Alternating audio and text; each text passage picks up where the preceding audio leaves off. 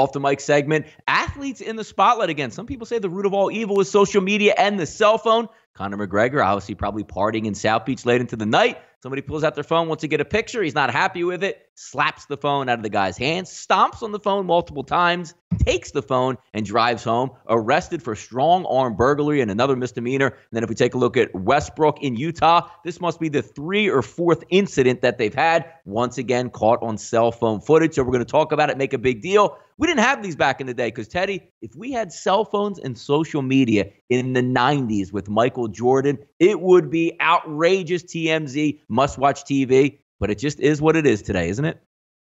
Yeah, I mean, when drunk idiots try to take pictures of me at 5 in the morning as I'm coming out of the club, I don't know. I don't know who to blame for this. McGregor is whatever. Why do people want to piss off fighters? It's like, I don't know. Of all the guys you want to piss off, the fighter's not the guy I want to be dealing with at 5 o'clock in the morning drunk.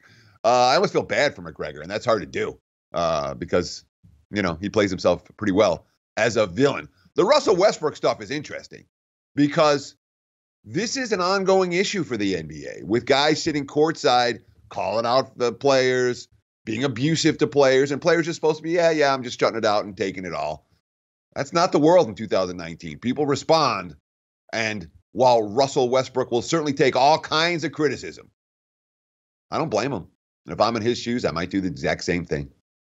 No, Ted, if you remember back in the day, like even watching NBA games, college basketball games, back in the day, courtside seats were usually for like the media, for the guys calling the games. Even at Sixers home games now, the play-by-play commentary, they actually sit a level up now because those courtside seats are so expensive. And also the advent of even the crazier ones where you sit actually right next to the bench in the scorer's table, which used to always be designed just for the players and the teams themselves, now have fans ringed up there. It's not a surprise to me where people just think, especially in the Twitter day and age, where people can just reach out and touch anybody. They just think you can say anything. And look, athletes are still human beings, but your point about picking on the fighters, it's like if you're around, Mike Tyson living in Las Vegas and you see him at a bar, he's drinking a little bit and you just want to say, hey, Mike, hey, how about a punch here? Like, why would you do that to somebody is beyond me, Teddy.